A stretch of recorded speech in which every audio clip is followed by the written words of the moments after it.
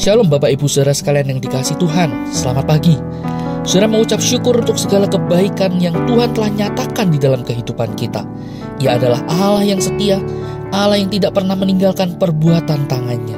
Saudara, mari pada pagi ini dengan penuh ucapan syukur kita datang kepada Tuhan untuk membaca merenungkan firman-Nya.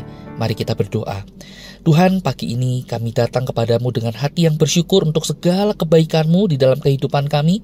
Engkau Allah yang setia, Allah yang tidak pernah membiarkan kami, meninggalkan kami, melainkan tangan kasih-Mu lah yang selalu menopang hidup kami. Tuhan, kami sungguh bersyukur untuk segala kebaikan-Mu. Saat ini kami hendak membaca merenungkan firman Tuhan. Tuhan, tolong kami, mampukan kami untuk mengerti apa yang menjadi isi hati-Mu.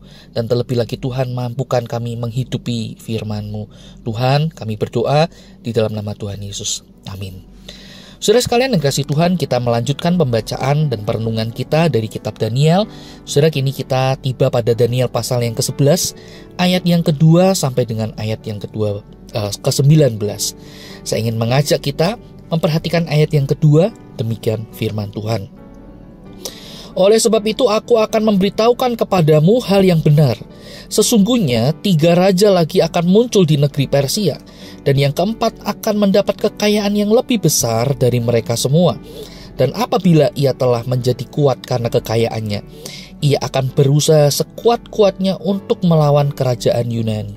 Sampai di sini kita membaca firman Tuhan.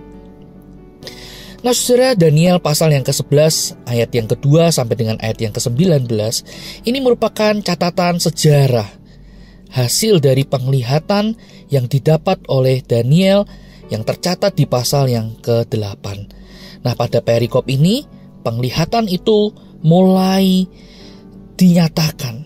Selubung yang menutupi penglihatan Daniel itu sedikit demi sedikit mulai terkuat. Dengan gamblang saudara dijelaskan bahwa nantinya akan ada 4 raja yang bangkit dari kerajaan Persia, di mana dikatakan raja yang keempat akan memiliki kekuasaan yang lebih besar dan ia akan melawan kerajaan Yunani. Nah di sisi yang lain saudara, kerajaan Yunani itu dipimpin oleh seorang penguasa besar. Ayat yang ketiga kita bisa melihatnya. Namun saudara, ia tidak dapat mempertahankan kekuasaannya karena keturunannya tidak mampu mewarisi tahtanya. Akibatnya kerajaan Yunani itu terpecah menjadi 4. Nah saudara, dari 4 itu ada kerajaan utara dan selatan. Kerajaan utara dan selatan ini tidak akur. Mereka selalu berperang. Sampai pada satu titik saudara, mereka pada akhirnya bersekongkol untuk hidup di dalam perdamaian. Dan ditandai dengan diadakanlah sebuah perkawinan politik di antara mereka. Tapi ternyata hal ini tidak bertahan lama. Perang kembali muncul antara keduanya. Mereka saling membalas. Ayat yang ke-6 sampai dengan ayat yang ke-9 kita bisa melihatnya. Anak kerajaan utara menyerang sampai di benteng kerajaan selatan dengan serbuan yang dahsyat. Dan kekuasaan raja utara yang tak terbendung itu saudara, ia akhirnya bisa menguasai banyak kerajaan lainnya. Nah akibatnya raja negeri utara ini menjadi tinggi hati. Dan karena kecongkakannya itulah yang membuat dia juga akhirnya jatuh karena gagal perang dan mati terbunuh. Saudara, catatan sejarah ini apa sih yang kita bisa pelajari? Nah saudara, kita bisa melihatnya dari sisi yang lain seperti ini, bahwa jalannya sejarah yang ada di dunia ini, seluruh peristiwa yang dialami dan yang akan terjadi, saudara, kita bisa melihatnya bahwa semuanya itu telah diatur oleh Allah. Allah telah mengendalikan semuanya. Saudara, di balik setiap peristiwa yang terjadi ada Allah yang pegang kendali, Allah yang selalu memegang kontrol atas segala sesuatunya.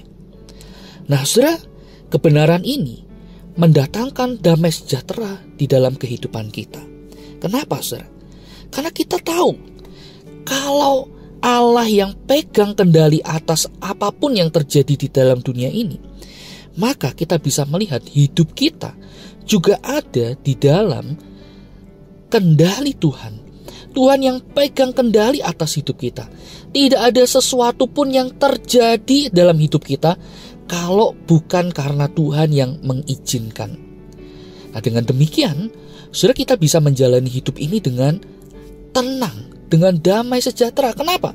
Karena kita tahu firman Tuhan di bagian yang lain mengatakan bahwa rancangan Tuhan adalah rancangan yang damai sejahtera, yang mendatangkan damai sukacita. Allah yang baik itu tidak mungkin merancangkan sesuatu yang jahat untuk umatnya. Ia peduli atas hidup umatnya. Nah, saudara, oleh karena itu ketika kita tahu hidup kita ada di dalam kendali Tuhan, Tuhan pegang kontrol atas semuanya itu, saudara, kita bisa menjalani hidup ini dengan satu keyakinan, dengan satu iman yang luar biasa, bahwa Tuhan tahu yang terbaik untukku. Di tengah segala kendala dalam hidup kita bisa mengalami berbagai macam kendala apapun itu, kita tetap bisa mengimani Tuhan tetap pegang kendali. Di balik segala kendala ada Tuhan yang tetap pegang kendali. Sehingga saudara, kita dengan tenang dapat menyerahkan hidup kita seutuhnya di tangan Tuhan. Ia adalah Allah yang pegang kendali atas segala sesuatu yang terjadi di tengah dunia ini. Yakinlah dan berserahlah hanya kepada Tuhan. Mari kita berdoa. Tuhan, firman-Mu sudah kami baca dan kami renungkan.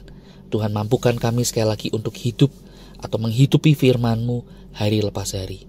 Kami menyerahkan untuk seluruh aktivitas kami hari ini. Tuhan, pimpin dan tolonglah kami. Kami menyerahkan semuanya di dalam nama Tuhan Yesus kami berdoa. Amin. Selamat pagi, Tuhan Yesus memberkati kita.